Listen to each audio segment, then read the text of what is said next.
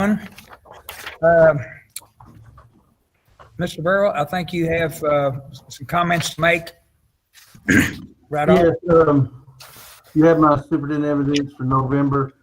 The comment I just want to make right now is yesterday was a big day across the state and different orders and changes, but the major one is the governor has given executive order. This is not a recommendation. This is executive order. It's a mandate that that we shall have to do. And basically it's all public and private elementary, middle and high schools, kindergarten through grade 12 shall cease in-person instruction and transition to remote or virtual instruction beginning November 23rd, 2020. All middle and high schools, grade 6 through 12, shall remain in remote or virtual instruction and not resume in-person instruction prior to January 4th, 2021. For the period from December 7th through January 4th, all elementary schools, kindergarten through grade 5, may reopen in-person instruction provided our school is not located in the red zone county on the incident map. And they must follow the KD Healthy Schools. Nothing in this order shall prohibit schools providing small group and in-person targeted services. So we will still be allowed to do in small groups for kids that need it. That's good. And also this order shall apply to institutions of public and private schools. So basically it's hitting all schools now, not just public. So that's just executive order I want to read. We will have to stay through January 4th, middle and high, and starting December 7th, we can look until January 4th. If we ever get out of red, the elementary schools can go back in person at that time. That's all I have, Mr. Miller. All right. Thank you. Thank you. All right. The first item business is construction item. Consider approval of invoice 1916-02 100% construction documents for $27,218.75. And that's for some of the work for the Calhoun Elementary on their HVAC, I believe. Yes. This is finishing up the documents to try to get the HVAC construction going, pending COVID in the summer again, like we had to stop it last year, but we want to try to get everything ready to go if we can to have that remodel of the HVAC. All right. Are there anyone have any questions or anything on it? If not, do I hear a motion to anyone make a motion? You're recommending, aren't you, Mr. Burrow? Recommend we pay this contract construction bill. All right.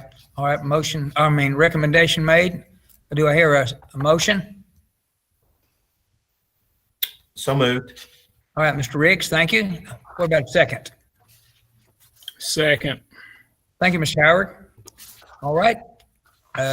If no other discussion on this, all signify by saying yes. Yes. Yes. All right. Thank you.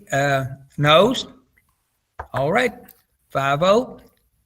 Next item of business would be consider approval of consent agenda. And let's see. I don't know if there's something you feel like you need to pull out. I don't see anything, but maybe for one of you. If it is, just let us know and we can pull it out and discuss it separate. I just had a comment, Wendell. Yes. I wanted to thank Mr. Stokes and his staff for the fine job they did in preparing for the audit and as they did throughout the year, and to commend them for a job well done. Yes.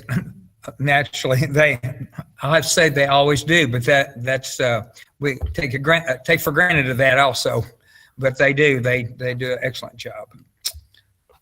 All right, if no one wants to pull anything out, Mr. Burrow, recommendation, I guess. Yes, I recommend we approve the consent agenda. Okay, consent agenda. Do you hear a motion for that? Make the motion. All right, Ms. Bumpus, thank you. A second, who's that from? Did I hear a second? Second. All right, Mr. Howard. I'm not seeing Miss Joyce. She I don't hear or see or any. Okay. We have the, all signify by saying yes, Yes. Yes. no's. All right. I think 5-0 has that. We have the individual action item. If someone would, might check on Miss Joyce, make sure, because I'm not seeing her anywhere, not even her name coming up. The consider approval of bills, and that would be Mr. Stokes, I believe.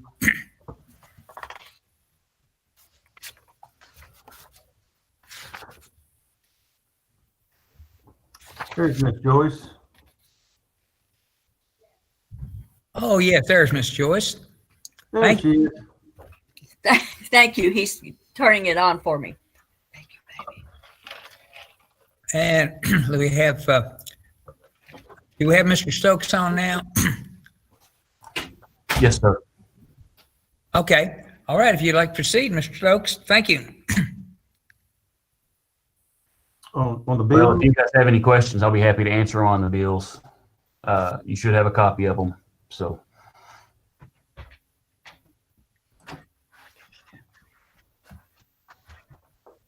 Everyone get an opportunity to look at them at home? We did have a full page of add-on bills to Mr. Miller. Thank you. Okay.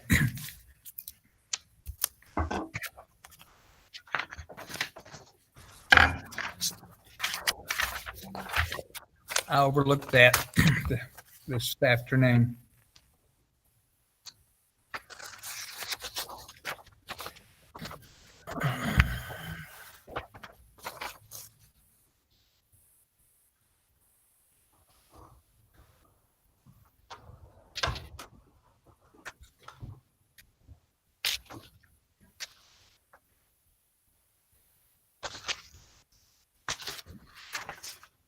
As each one of you get feel comfortable with it, just let me know, and then when everyone is, well, then we can move forward. I'm okay, Joyce. I'm okay, Angie. Good here. All right. All right. I think that's 5-0, myself included. Mr. Burrow? I recommend we pay the bills. All right, recommendation, pay the bills. How about a motion on that, please? Motion.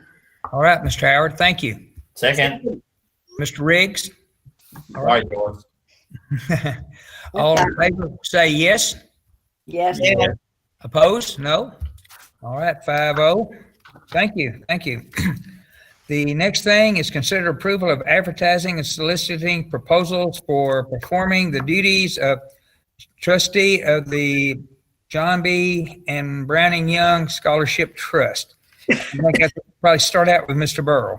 Yes, I have our attorney, Mr. Quisenberry here. We share this scholarship with 4 other districts. You got the Owensboro Diocese, you have Davis County Public Schools and Owensboro Public Schools and us. I'm gonna let Mr. Quisenberry share with what's going on and what we're asking you to approve on today. So, Mr. Quisenberry? Can you hear me? I think I've unmuted and, Yes, Yes. I do okay. hear Mr. Quisberry. This scholarship, some of you may be familiar with, I would suspect all of you are, has been in being now for many, many years, decades, I guess, at this point. And it was set up by the Young family, Gate Young, who was in McLean County. So we consider this a McLean County scholarship, but it benefits, excuse me, 1/3 of it goes to McLean County. And then the other 2/3 is divided between Davis, Owensboro, and Catholic High. And Whitesville too. Pardon me? And Whitesville High School too. Whitesville, yes. Mhm. And so the scholarship has been administered. It was originally set up to be administered by Owensboro National Bank. And it has been administered by Owensboro National and then Area Bank, and currently it's Truist. over the years, there have been various issues that have arisen, but as a bottom line, shortly before the first of the year, BB&T, now Truist, submitted a proposal to change the way that they were charging for this trust. And that drew everybody's attention, focusing on some things that were happening. This trust, by the way, is something north of $16 million and provides thousands of dollars into our scholarship fund. Thousands, many kids have benefited, including my own, and over the years. But when they proposed an additional change in the fees,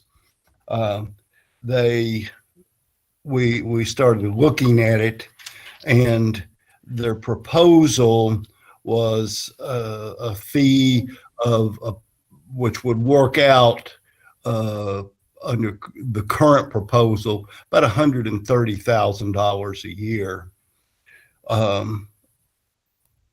We had a competing proposal made about the same time from Independence Bank that would be in approximately 70 or 80,000. There would be a $50,000 savings. And of course, that $50,000 would go directly into scholarships for our kids. So we started looking at this, and then the pandemic hit, and we met with the superintendents in Owensboro a couple of times, and then the pandemic hit, and this has gone on just a hiatus for the last several months. It's now back to the forefront.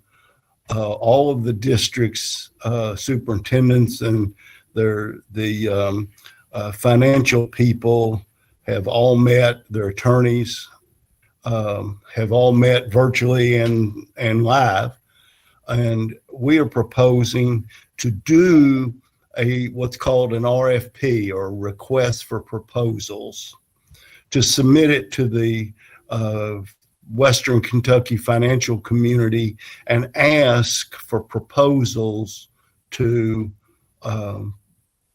administer this trust. And of course, in particular, we're focused on fees. That would give anybody that's interested an opportunity. And to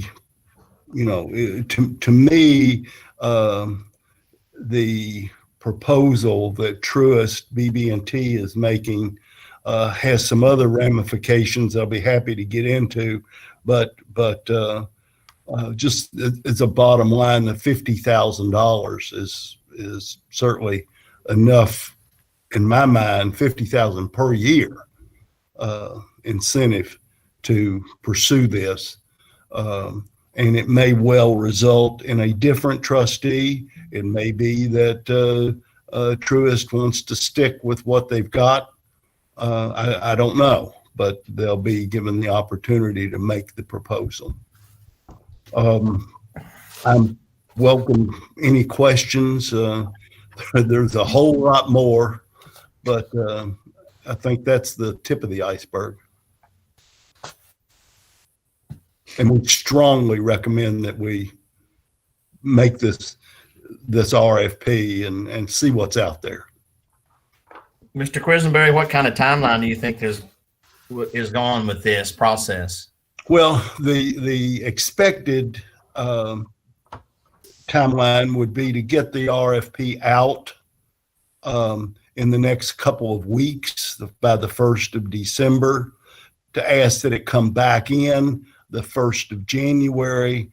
And we need to move on this because this is a massive project from the administrator of the trust, because they have to go through some 500 or 600 student applications and then allocate funds to the extent they're there. And so we would hope that this would be resolved by your late January board meeting.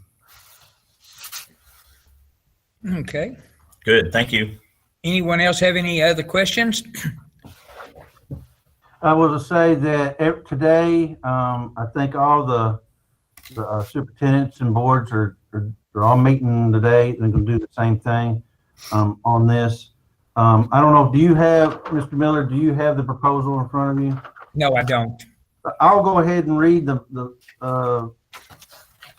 what it says. This is basically somebody needs to move to join the boards of the Owensboro Independent School District, Davis County School District, and the Owensboro Diocese of the Roman Catholic Church to advertise and solicit proposals for performing the duties of trustee of John B. and Brownie Young Scholarship, and thereafter be considered by the board following review by the RFP Review Subcommittee. So somebody needs to make a motion on what I just read, if that's your please. Well, I'll make that motion. Thank you, Because Ms. if it's gonna save money to put back into our kids, I'm all about that. That's what that thing's for, isn't it? That's exactly right. All right. Thank you, Ms. Bumpus. Do we have a second? I'll second second it. Had 3 seconds, I think. Mr. Riggs, I'll use you. Is that all right? Sure. All right. Mr. Riggs was for the second. If no other discussion, I'll signify by saying yes, please. Yes. Yeah, please. Noes? All right. It's 5-0. Thank you, Mr. Burrow and Mr. Quisenberry. Y'all been working hard on this, I know. Well, it's a long time coming, and it's a good move that you've just made. Oh, I think so. I'm glad we've got people that can do that for us, and I'm glad the families for making it the opportunities available for students in McLean County. And what's good about it, we have David is our CFO, Chief Finance Officer, is working with the Owensboro Independent and Davis County's finance office. They're coming up with the proposals, they're coming up with the list of people to go to, and they are good friends, so they got a good working relationship together. So it should be very easy for all of our districts to come together on this one. That's good. That's good. Any other questions or anything, comments? Okay. Anything from me? Thank you, Mr. Quisenberry. Appreciate it. Yes. Okay. Thanks. Do you need me any further? If not, I'll go. Nope, you're more than welcome to go get lunch. More welcome to stay or to leave. Thank you. It's all to lunch, Bill.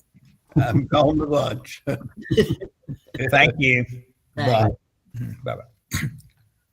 All right, the next item of business. Okay, Mr. Burrow, would you kind of lead this in? Sure. If things have changed? Last Tuesday at board lunch, we had a board wish to put this on the agenda to suspend fall sports and possibly winter sports. But there was been a rumor out there that we were shutting down, canceling winter sports. That was never, ever said or anything of that nature. But I had to put this in because it's a virtual meeting 24 hours ahead at 12 o'clock yesterday, and all the stuff that came out with KHSAA and the governor came out after it. So there's not going to be a suspension or cancellation of any winter sports. We're not even going to discuss that. It's going to be follow the KHSAA guidelines that's set in place by, they will start December 13th. The practice if allowed, and they'll have games January 4th. And the middle school will have to follow the guidelines with the high school. That's what was said yesterday. So winter sports is pretty much off the table, in my opinion, because we're going to follow KHSAA's guideline on that. They're pushing back the starting date and the practices. What is on now is what the board would wish to have a vote on, is possible suspending the fall football season. This is where a motion will need to be in a second to pretty much stop the season, and with the cheerleaders and football at hand during the football postseason. With the pushback of winter sports that KHSAA due to be an outside sport, saying it's safer, they're going to allow the playoffs to carry on. So, Mr. Wendell, it'd be up to them, and I think you need to ask the board of the wishes on a motion and a second and a vote.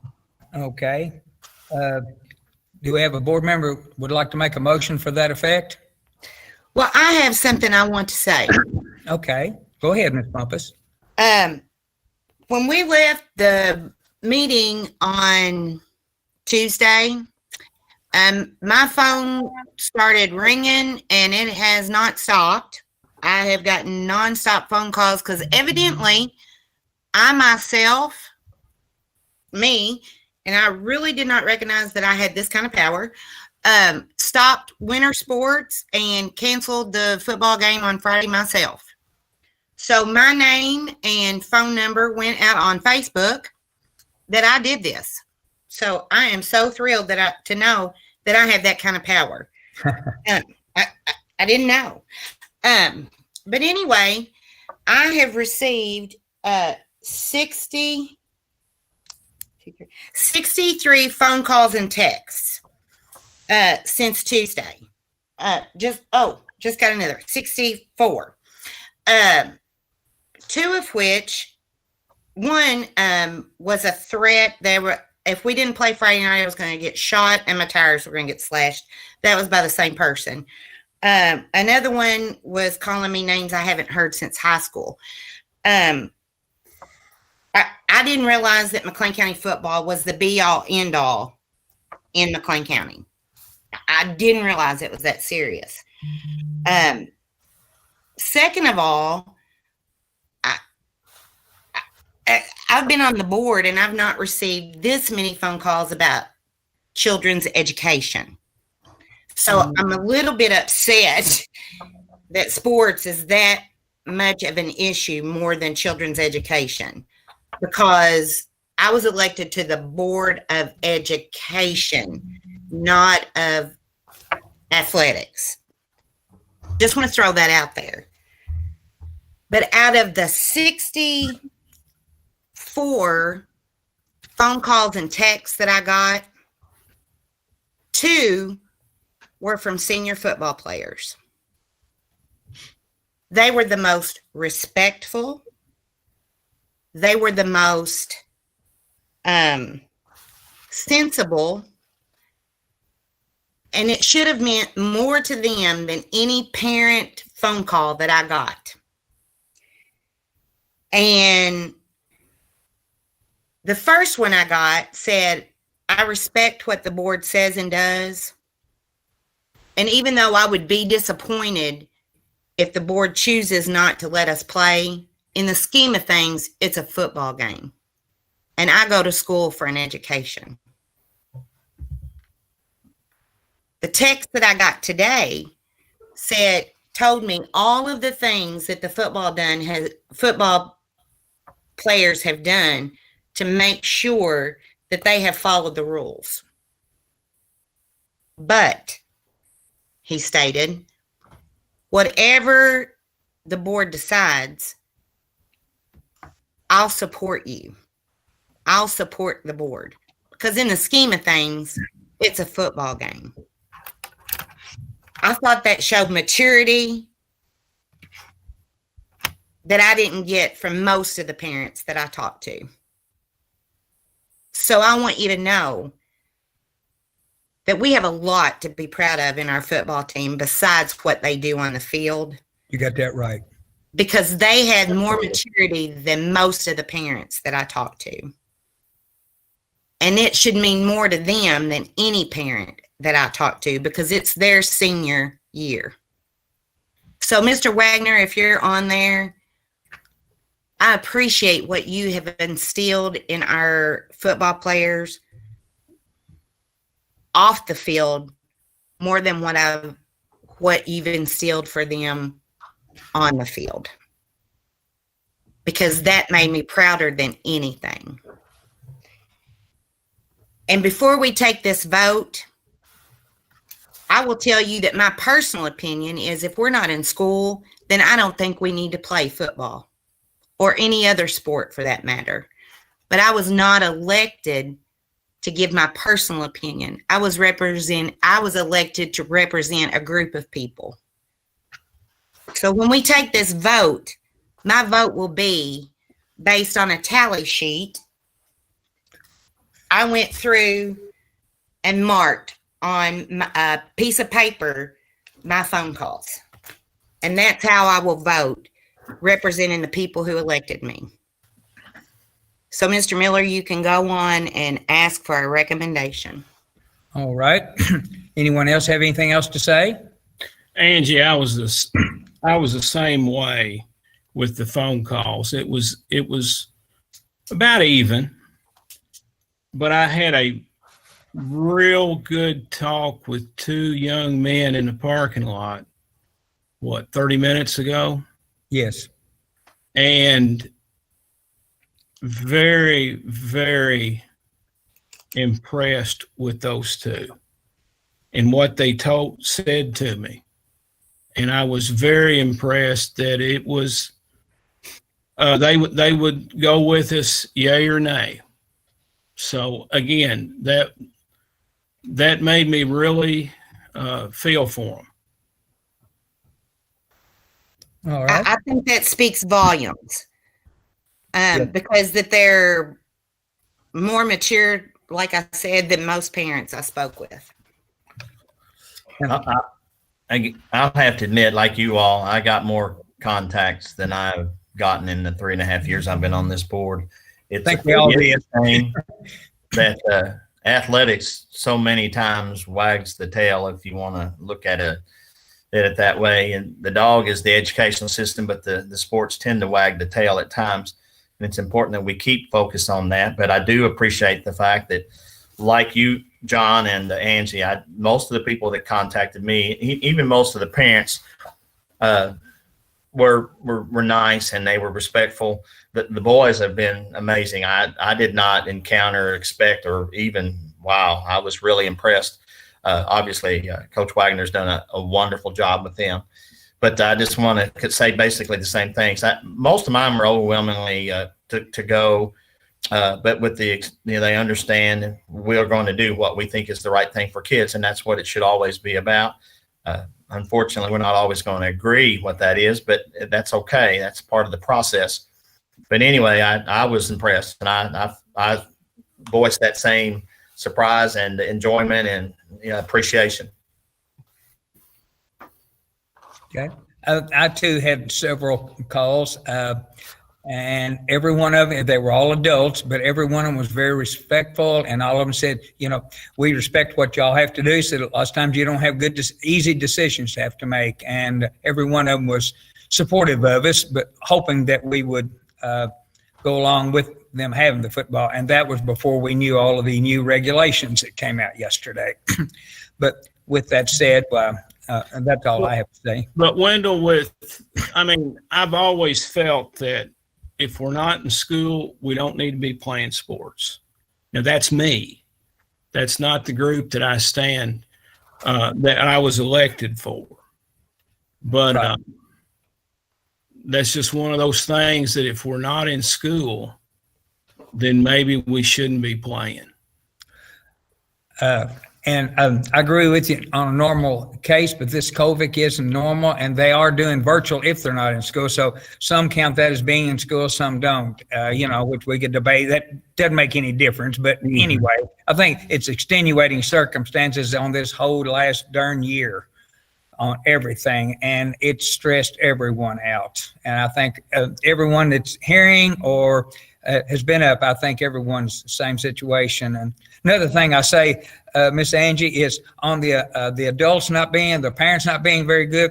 I guess it's one of those things, you can do whatever you want to me, but if my kids, it's important for this or that, then I'm going to holler and yell to try to see that they get what they need. So I'm not taking up for the parents, but I think we all know where that's coming from too. It's coming for the love of their kids. But I've never threatened anybody's life over a football game. No, that is definitely wrong, and that needs to be checked into. I don't care who. Well, it was an unknown caller, and my husband tried to get that trace, but they couldn't do it. So, I just thought that was asinine. But anyway, like I said, I just didn't realize that McLean County football was that important to somebody. But it's important to me. But I just didn't know it was that important to, enough for that. And Right. My husband at that point said, "You're done for the night. We're not taking any more phone calls." Good And the idea. person knew exactly where I lived. So that kind of scared my son as well. Sure. All I right. live on the road with two teachers, one directly across from me. Neither one said anything to me about this. And if they did, I would tell them I would put academics above sports any day. And I think that's where we get our problem a lot of the times. All right. Thank you, Ms. Sutton. All right. I guess we're at the time of, and we said the winter sports, all that's taken off of, so it's only going to be about the football. And if someone wants to make a motion to not let them play Friday night, well, we need a motion and a second.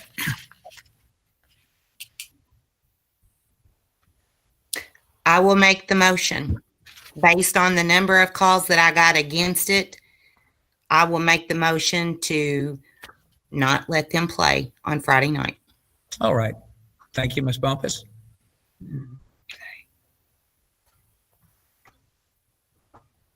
Okay. We need a second. If we don't hear a second on that, then it would die from lack of a second. Okay. Speaking, Mr. Burrow, at this time, I call we do not have a second for it, so it dies for lack of a second. So the football team will be allowed to play according to the board's wishes on the vote Friday night. I also, this has not been brought up, but I would like to say, if football's going to play, let's have our cheerleaders too, because they're allowing the cheerleaders to go support our football team also. Yeah, and I'm sorry, you discussed that with me a while ago that, both of them, and I forgot to add that in, but yes, that would be, I think, the same for both. Anyone have any objection to that? No. No. Alrighty. All right. All right. Thank you. Last thing I want to say, go Cougars, win again. Yeah. That's all we Yeah, I'm all for them. Yeah. All right. Now then, we'll move on to the next item of business. Mr. Stokes again, the treasurer's report.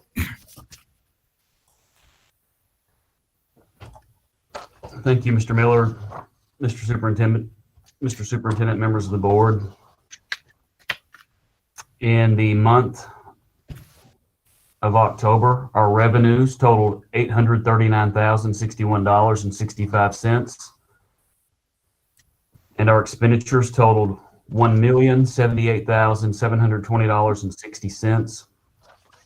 They left with a closing balance of $4,588,989.54.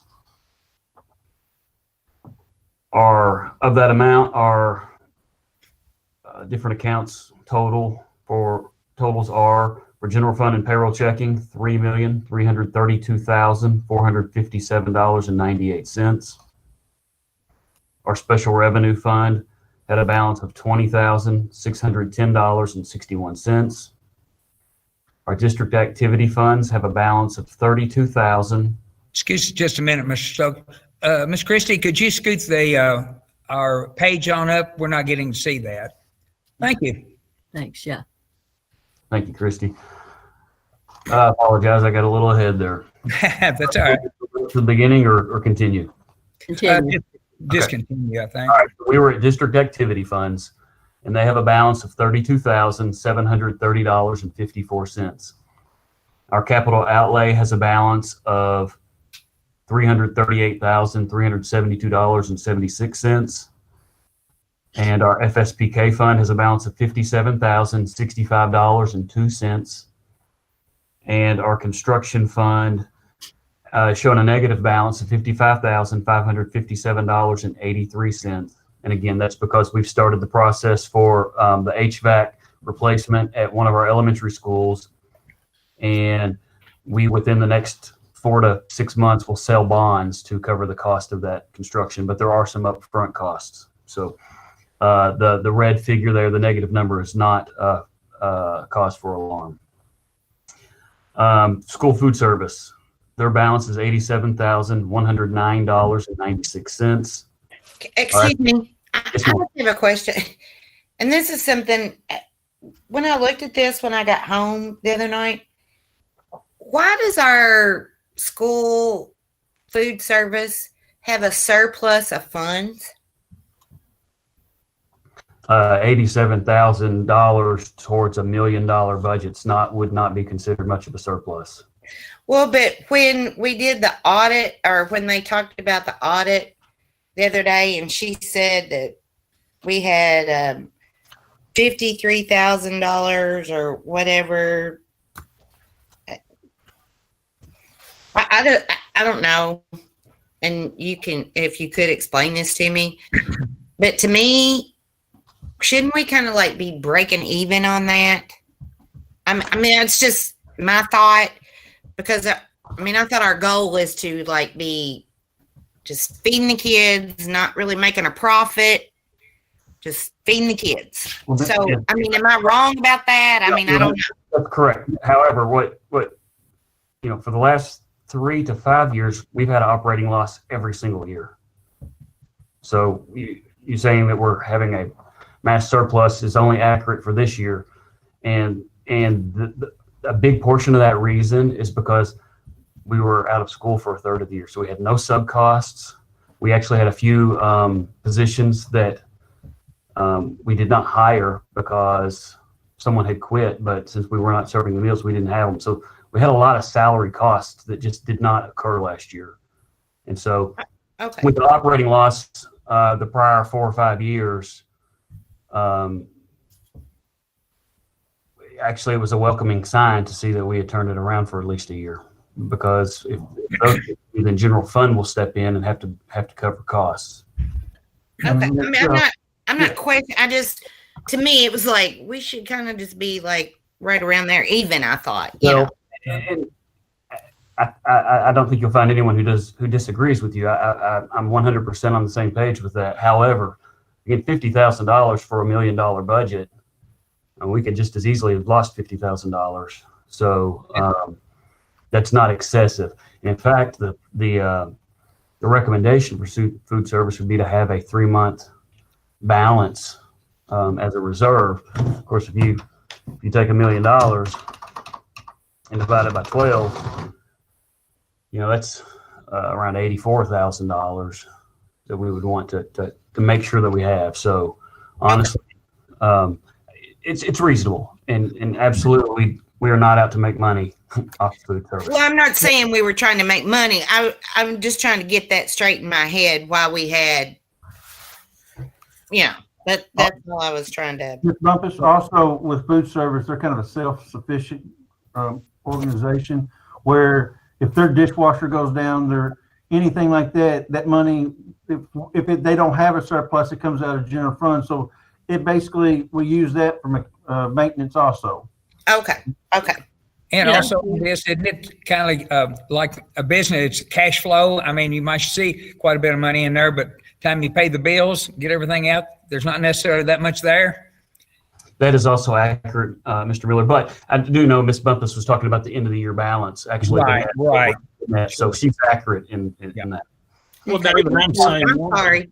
yeah, I'm same way. It ought to break even. Right. And, We haven't broke even in many years. well, but we can't see that here. Yeah. So that was my Oh. question. That's Yeah. the kicker. Okay. Yeah. Thank you. No problem. Any more questions before I proceed? No, thank you on that Okay, part. so that brings us to after school. After school program has a balance of $10,343.98. And just to be crystal clear, after school is another program. If you see that food service is Fund 51 and after school is Fund 52, the 50 series are considered proprietary funds. So they're business-like in nature. So they have to fund themselves. But after school would be a similar fund that we just want to make enough money to cover offering the program for the people, for the taxpayers. So community ed, 55, Fund 55. It is balance of $1,119.10. And then our trust and agency funds collectively total $764,737.42. Mr. Stokes, where is that being held and for the interest and everything right now? It is in our, right now it is in our checking account, because our checking account is receiving a larger interest-bearing figure than any CDs or, we keep talking to the trust department with our depository, and right now our checking account's earning quite a bit of money on that. Okay, well, that's good. I know you always take care of it, so I don't worry about that. But just sometimes we forget or things change and don't realize it. Thank you. And just to just to make sure everyone's aware, in the trust and agency funds, we do have $764,000 in there, but $734,071 is an endowment that we're not able to touch. We only are able to use the interest off of that account. But it is in our accounts, so I have to, we want to report it, not only to the board, but to the public. So, but it's not money that we can spend. So only $30,000 of that trust and agency funds at this moment would be money that we can spend. And that's the scholarship, correct? All of it goes to the scholarships for students. Right. Yes, sir. Thank you. Yes, sir. So again, the total cash and investments for at the end of the month, October 31, 2020, is $4,588,989.54. For the month, if you can scroll down one more, please. This is a general fund summary, and everything on here is typical. Our SEEK did go down about $8,000 this month, but that was to be expected. And if you scroll down, Christy, to the very bottom, I just like to report to the board our monthly change in fund balance. We did, our general fund dropped $260,000 and change this month, but that's a typical October change. And we'll probably dip down a little in November too, but then once December comes in and our property taxes start coming in, we'll have an excess for 3 or 4 months. David, you never anticipate SEEK going the other way? Not for a few years, Mr. Howard. We're seeking to find it, I think. Yes, I think that's a great, that may be why they named it that.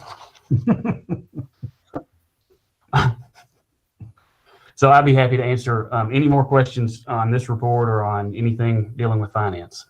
I'm good. We're good. Thank you very much, Mr. Stokes. No problem. All right, Mr. Burrow? I'd like to recommend that we approve the treasurer report as Mr. Stokes has presented. All right, heard the recommendation. Do I hear a motion? Motion. All right, thank you, Mr. Howard. Second. Ms. Bumpus, thank you. All in favor, say yes. Yes. Yes. Yeah. Opposed? All right, yeses have it, 5-0. Thank you very much. Thanks. Thank y'all. Thank you, Mr. Stokes. And I guess the next thing would be personnel reports. Most of all those you have on it. I think, Ms. Brackett, aren't you going to speak on our district needs assessment? Yes, sir. That's under information items. Okay. You would? Are you ready for me? Yes. I'm sorry. PowerPoint, there you go. Thank you. Yes. Ms. Case said she would help me out there with my slides. Mr. Chairman, Mr. Burrow, and members of the board, I want to take a few minutes today to share our district needs assessment. This year it's a little different, just like everything else, because we did not have the amount of data that we usually have as we work on our needs assessment. But I do want to share with you what we have and reference a few things from the prior year that we looked at as we'll move through our improvement planning cycle with our district. So on the next slide, I want to start with showing you some data we discussed. We had a needs assessment meeting, and Mr. Troutman shared a lot of non-academic data with us. So in this chart, you can see our chronic absenteeism has decreased from 1819 to 1920. Our attendance rate increased just slightly.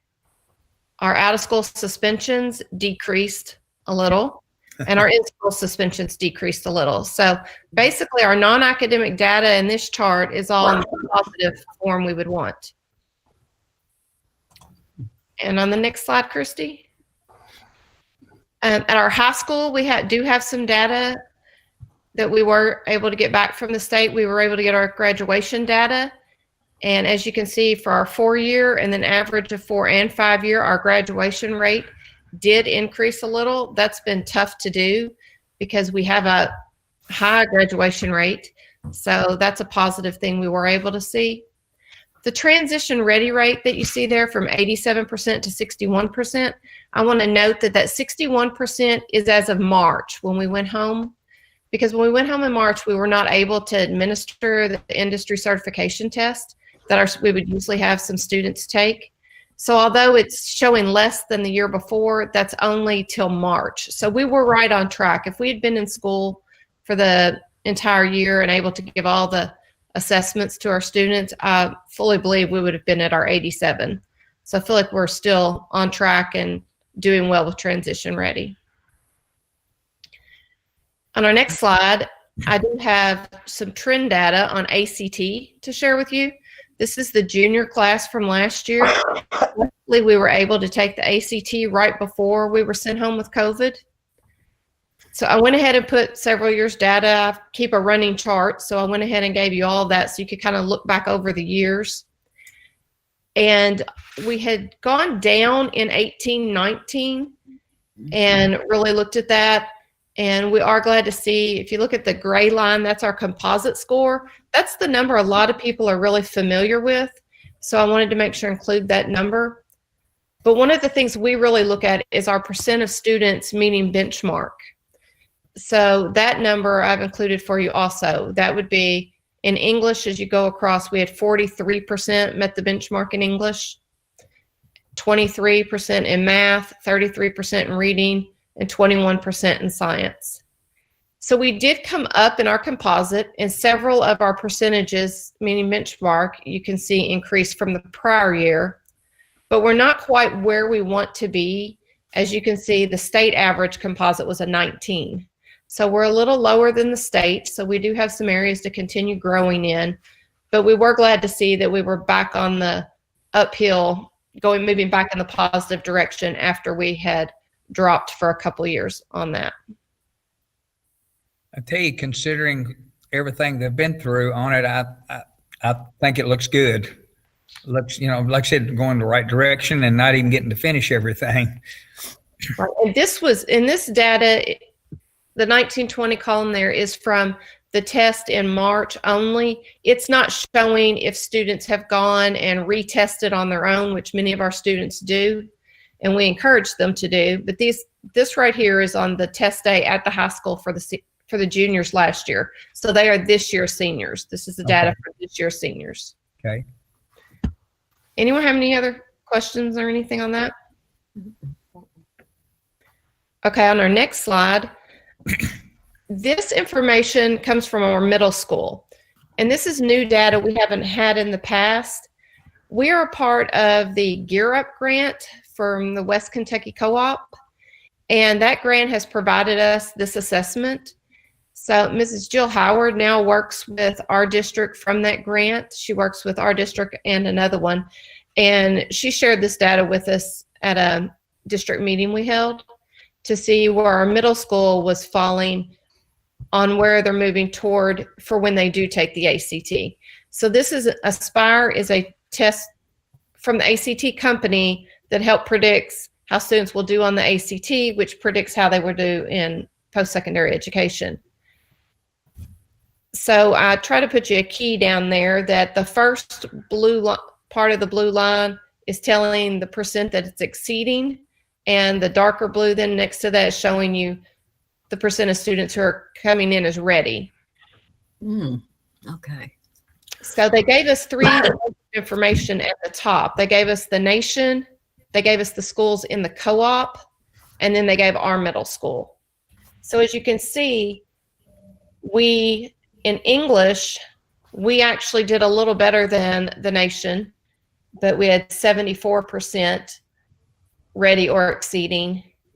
And in reading and math, we did better than, I'm looking at my numbers, the nation, but we didn't do better than the co-op, if I'm reading that right. No, we did do better than the co-op. We didn't do better than the nation on those. We're just a little bit under the nation on those, but we did do better than the other schools in our co-op, which would be many of the schools around Kentucky Lake area between us and them that are part of the West Kentucky Co-op. So these are some numbers that will help predict where we're going, and it gives data to our teachers to use in continually to prepare our students for the ACT. And this is the first year we had this data. So we will be getting this again this year if we're able to test in our current situation. Okay. I like this. Take a little while to get used to it, of looking at it, but it does give a broad range of different things there. I appreciate that. It does. And if y'all would like any of these charts, I'll be happy to email you these slides or email you the charts. Anything you want to see, I'll be glad to share that with you. All right. Thank you.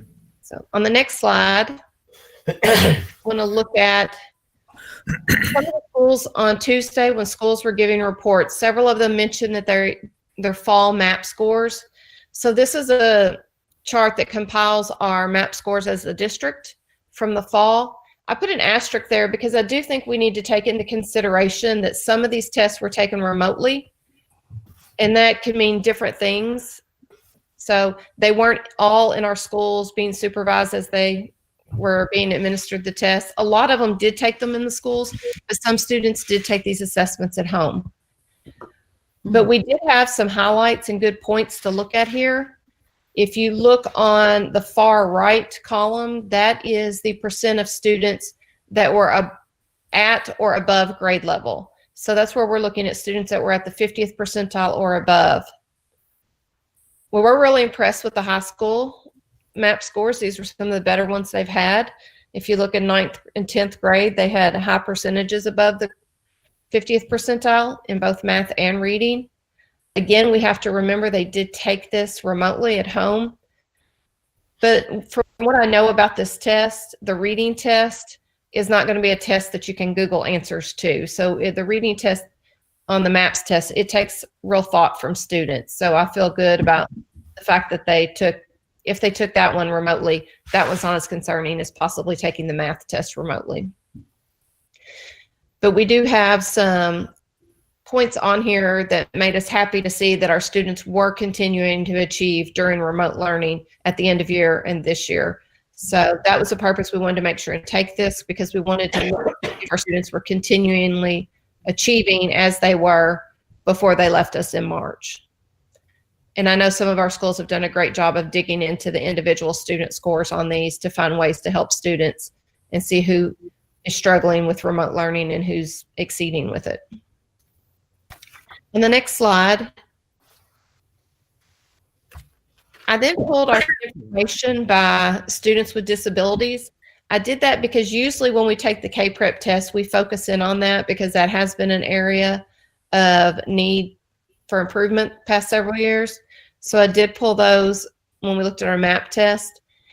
And again, we do feel like that's an area of need, is to continue focusing and supporting our students with disabilities, as they, in most grade levels here, you can look, they did not perform where we would like them to perform. So we are working always on providing the support and instruction we need for those students. So I did want to share that because that's something we always look at with our needs assessment, because in McLean County, our subgroup populations we look at are either our economic status groups or our students with disabilities. On the next slide, some of our strengths that we talked about as a team when we met is our graduation rate continues to increase, our discipline events continue to decrease, attendance rate continuing to increase.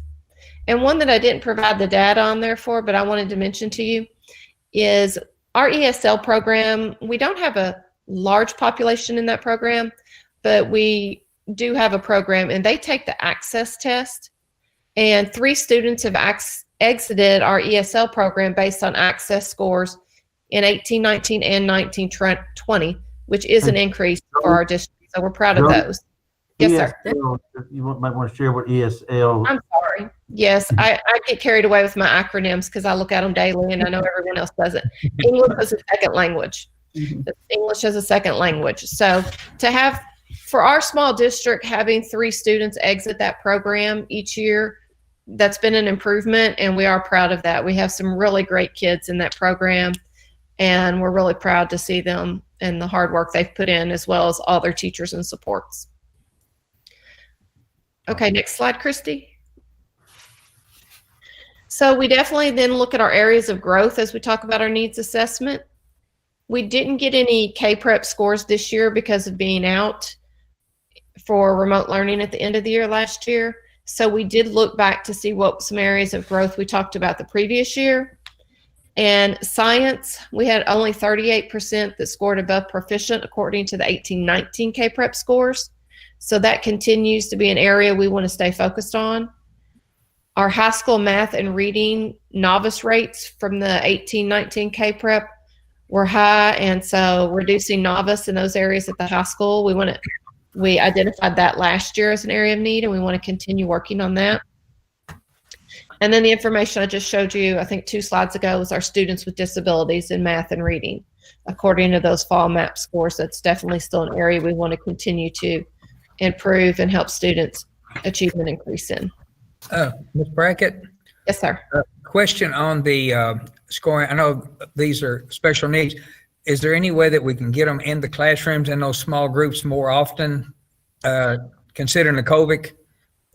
I think that is some of the groups that are being targeted right now. And as we work on our improvement planning, I think that's going to be something we continue to try to monitor and look at, because that's definitely a place to be targeting. And I do believe most of our schools are looking at that and bringing those in. I think that's the first group being targeted. But I am going to be following up with schools as we get the official improvement plans and make sure that's being monitored and these students are being monitored for achievement. Mr. Miller, also, I've already let my principals know this morning that small groups will be still going. There's 33%, I think, capacity of the school. But I think with the governor's recommendation or mandate yesterday, it's 8-1, I think, now instead of 14-1 in the small groups, no more than 2 hours a day. So they got, most of the schools got schedules of who the kids are coming in and everything else. And if not, they will. We know we're going to be on this a lot longer to January 4th for most schools. That the principal has some consistency and know when to start doing something. They can make better plans. Right. So hopefully the small groups will be a whole lot better in that. I think this time frame. I think there's a lot of kids, especially the older ones we have, they will do just fine on virtual, but there's so many that we all know needs to be in school. And the ones with the special needs, I think even more on that. I mean, I know all of you are thinking that, but I just want to say something on it, but doing a good job. All right, Ms. Brackett, sorry. I have one more slide and then I'm leave you alone. Oh, no, you're fine. Well, this is good. Very interesting.